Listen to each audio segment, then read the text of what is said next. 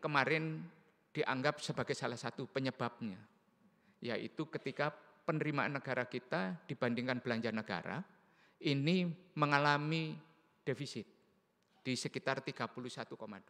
Ini masalah yang menurut saya harus kita baca secara detail oleh Bapak Ibu sekalian. Kenapa? Ada permasalahan kortek yang belum terdelivered kepada market.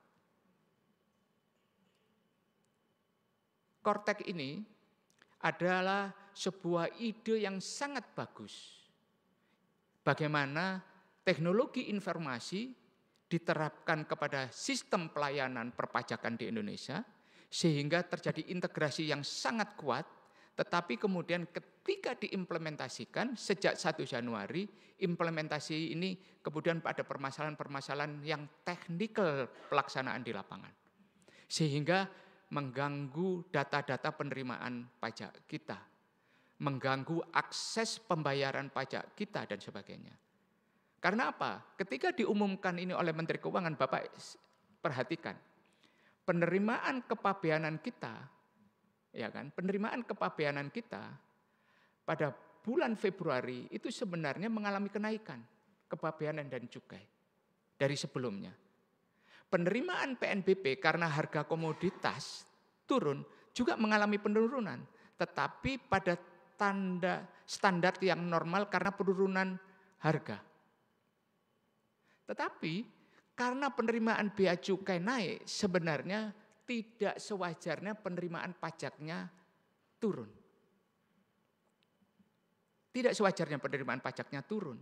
Karena apa? Kalau penerimaan kepabeanan dan cukainya naik, penerimaan pajak pasti naik.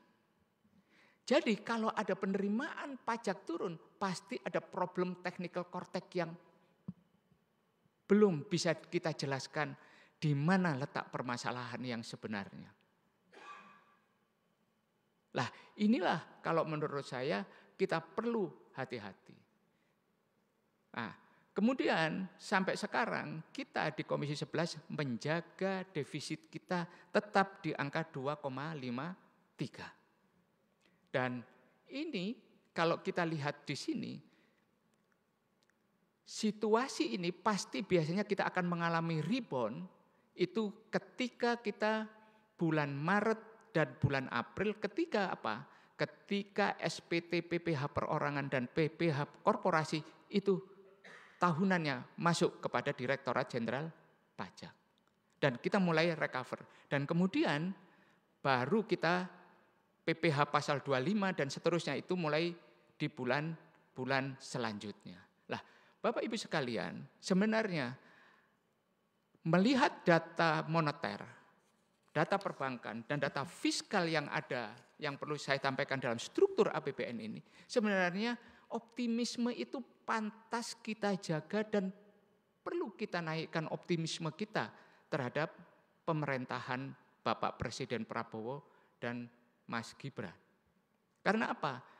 In fact, data-data tersebut di atas itu sudah membicarakan itu. Terus kenapa ada kekhawatiran tentang ketidakpastian yang menjadi rumor di pasar? Next, ini Bapak Ibu sekalian, orang membicarakan tentang Inpres nomor 1 efisiensi. Saya perlu sampaikan kepada Bapak Ibu sekalian bahwa Inpres efisiensi itu adalah sebuah penajaman, bukan pengurangan belanja. APBN 2025 tetap pada volume dan ukuran yang sama. 3.621,3 triliun. Tidak berubah Bapak Ibu sekalian. Tidak berubah. Subsidi energi dan subsidi BBM tidak berubah. Bantuan sosial untuk masyarakat tidak berubah. Bapak Presiden kita hanya ingin APBN lebih produktif. Maka beliau menyampaikan kurangi belanja-belanja yang tidak perlu. Dan biasanya sering mata anggaran itu mengalami duplikasi atau redundant. Kemiripan mata anggaran yang sama. Itu yang ditajamkan oleh Bapak Presiden kita.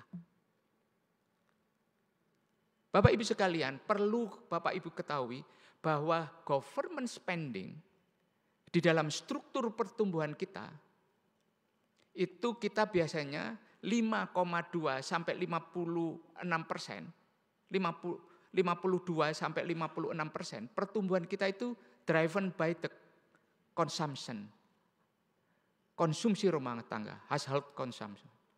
Kemudian pembentukan modal tetap bruto, PMTB, itu antara 30 sampai 36%. Investasi, di sana ada CAPEX, OPEX-nya swasta, yang bisa datang dari ekspansi kredit maupun setoran modal, itu antara 30 sampai 36%. Kemudian government expenditure, itu antara 6 sampai 8%. Jadi APBN kita volumenya itu hanya sekitar 6 sampai 8%. Kalah dari konsumsi rumah tangga dan kalah dari investasi. Selebihnya pertumbuhan kita itu driven by surplus atau minus kita di dalam ekspor impor kita. Jadi struktur kita paling besar pertumbuhan kita itu driven by consumption and investment. Makanya pemerintah berusaha menggenjot sekuat mungkin investasi FDI, karena FDI akan menciptakan lapangan pekerjaan akan membuat orang bekerja, punya penghasilan, dan penghasilan itu akan dipakai mengkonsumsi yang akan mendorong pertumbuhan yang di kisaran 50% lebih tersebut. Bapak Ibu sekalian, jadi kekhawatiran apa masyarakat tentang efisiensi? Karena apa? Volume tidak berubah, ya kan? Volume APBN kita tidak berubah, hanya ditajamkan kepada belanja-belanja tidak perlu. Sehingga Bapak Presiden ingin itu lebih produktif. Salah satu yang bisa didapatkan yaitu 100 triliun ditambahkan kepada belanja MBG, makan bergizi gratis. Makan bergizi gratis ini merupakan program yang ikonik dari Bapak Presiden sejak awal. Untuk menjaga apa? Menjaga anak-anak generasi mendatang kita supaya cukup asupan nutrisinya, cukup asupan gizinya. Karena apa? Generasi mendatang kita yang sekarang di umur sekolah taman kanak-kanak, SD, ini adalah generasi yang perlu diberikan asupan gizi yang cukup, jangan sampai menjadi generasi yang kekurangan gizi. Karena apa? Pemerintah sudah melakukan program zero sampai umur 1000 hari, jangan sampai mereka terkena stunting. Lah, program ini selalu dikritik oleh Bank Dunia. Perlu saya sampaikan dan harus saya buka di sini. Perlu untuk Bapak Ibu sekalian kita membicarakan lebih terbuka dan lebih lebih egaliter kita membicarakannya. Karena apa? Ini dikritik oleh Bank Dunia seakan-akan ini mengganggu kesinambungan fiskal kita. Lah, sekarang gangguan itu sampai sekarang dibunyikan. Sehingga dipakai untuk mendistorsi kemampuan fiskal kita. Seakan-akan kalau kita menjalankan MBG, maka fiskal kita terganggu. Makanya Pak Presiden juga menyampaikan, kita pada saat yang sama defisit kita harus perbaiki dan kita harus menaikkan tax ratio kita secara gradual ke depan. Makanya kalau Bapak-bapak baca, sekarang pemerintah sedang berusaha mengotak-atik bagaimana PNBP dinaikkan, bagaimana kemudian penerimaan pajak tanpa menaikkan tarif tetap bisa kemudian dinaikkan rasionya dengan meningkatkan kepatuhan. Lah, ini menurut saya yang perlu kita sampaikan. Program ini dikritik berkepanjangan. Padahal keinginan ini sangat mulia. Menjaga generasi mendatang kita itu menjadi generasi yang cukup asupan gizinya. Ketika mereka menjadi generasi yang produktif ke depan, mereka adalah generasi yang brilian, generasi yang kuat secara fisik dan mental. Dan ini adalah tanggung jawab kita di generasi yang sekarang. Makanya saya selalu menyampaikan kepada Bapak Ibu sekalian, kritik ini bagus untuk kita berhati-hati bagaimana menjalankan program makan bergizi gratis ini dengan baik.